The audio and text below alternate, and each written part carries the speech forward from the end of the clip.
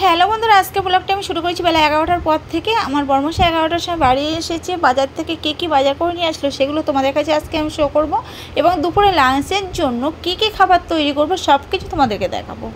দেখতে থাকো। বর্মশাই বাজার থেকে নিয়ে আসলে প্রথমে আমি প্লাস্টিক থেকে ঢেলে দেখলাম কয়েকটি বাটা মাছ আমি নিয়ে আসতে বলেছিলাম। বাটা মাছ খেতে আমি খুবই ভালোবাসি। সেই মাছগুলো আমি কুটতে থাকি আর কিছু কথা বলছি, তোমরা শোনো। মেয়েদের জীবন বাড়ি থেকে দেখাশোনা করে বিয়ে দেওয়ার পর যদি সংসার ভেঙে যায় তাহলে ফ্যামিলি বলবে কি করবি বল, তোর ভাগ্যটাই খারাপ। কিন্তু নিজে পছন্দ করে বিয়ে করার পর যদি সংসার ভাঙে তখন সবাই বলবে বেশি বুঝে গেছিলিস, ঠিক হয়েছে। আমাদের সমাজটা আজ এরকমই। তাই নিজের মতো নিজের ইচ্ছাতেই বাঁচো, কারণ নিজের চোখের জলের মূল্য বা ভাগ সমাজ দেবে না। তোমাদের সঙ্গে কথা বলতে বলতে আমার এদিকে কোটা ধোয়া সব কিছু রেডি হয়ে গেছে। তারপরে দেখো, তোমরা হয়তো ভাববে যে বাড়িতে যে অতটুকু কাজ করে কিনা সেটা ভিডিওর মাধ্যমে সবাইকে দেখিয়ে বেড়ায়। সেটা মোটেও নয়। ভিডিও করাটা আমার একটু নেশা।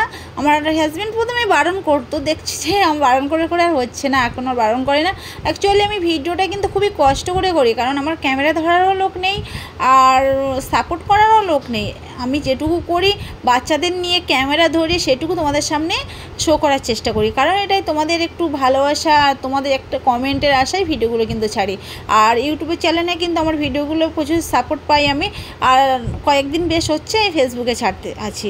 তোমরা এইভাবে আমার পাশে থাকো, আর আশা করি তোমাদের ভালোবাসা পেলে আরও নতুন ভিডিও তোমাদের সামনে নিয়ে আসবো। যাই হোক, কথা বলতে বলতে দেখো আমার এদিকে রান্নার কাজে আমি লেগে পড়লাম।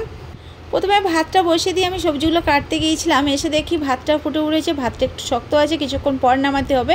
আবার এদিকে কড়াইয়ে তেল দিয়ে মাছগুলো লাল লাল করে ভেজে নিলাম। মাছ দিয়ে বরবটি আলু ঝোল হবে, আর এদিকে গরুর বট দিয়ে আর বেগুন আলু রান্না হবে। তোমরা দেখতে থাকো, আমি রান্না করতে আছি। রান্না করতে করতে যতটুকু টাইম দাঁড়িয়ে থাকি ততটুকুও ফ্রি থাকি না। এগুলো বাসন বাটিগুলো এদিকে গোছাতে আছি, তার মাঝে টুকটাক হাতে যে কাজগুলো থাকে সেগুলো করে ফেলি। মাঝে মাঝে গ্যাসে রান্না চাপিয়ে এসি ঘরের মধ্যেও বসে থাকি, সেটা ব্যাপার নয়। মানুষ মাত্রই তো কাজ করে খেতে হবে, তাই না?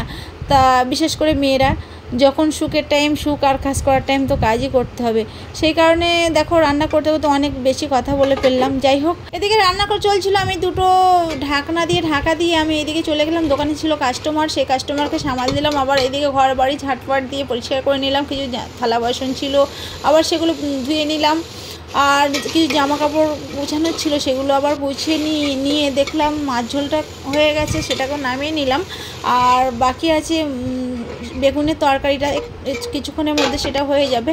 আর তোমাদের কিছু কথা বলি, আমি ইউটিউবে কন্টিনিউ ভিডিও ছাড়তাম, তখন প্রচুর সাপোর্ট পেতাম আমি, কিন্তু মাঝখানে অতিরিক্ত কষ্ট হয়ে যেত, একাই তো সব কিছু করতে হতো, ক্যামেরাম্যানও পাচ্ছিলাম না। বাচ্চাদের দিয়ে হয় বলো, তাই জন্য ভিডিও করা বন্ধ করে দিয়েছিলাম। আবার কন্টিনিউ ভিডিও ছাড়বো, তোমরা একটু সাপোর্ট করো। দেখো তোমরা তো অনেক বড় বড় ইউজারদের সাপোর্ট করো, আমাদের মতো ছোটো ছোটো ইউজারদের সাপোর্ট করো। দেখো অবশ্যই তোমরা সাপোর্ট রিটার্ন পাবে। যাই হোক, কথা বলতে বলতে অনেক কথা বলে ফেললাম। আজকে ব্লগটি এই পর্যন্ত। রান্না তো আমার কমপ্লিট হয়ে গেল, দেখতে পাচ্ছ। তোমার সবাই ভালো থেকো, বাই।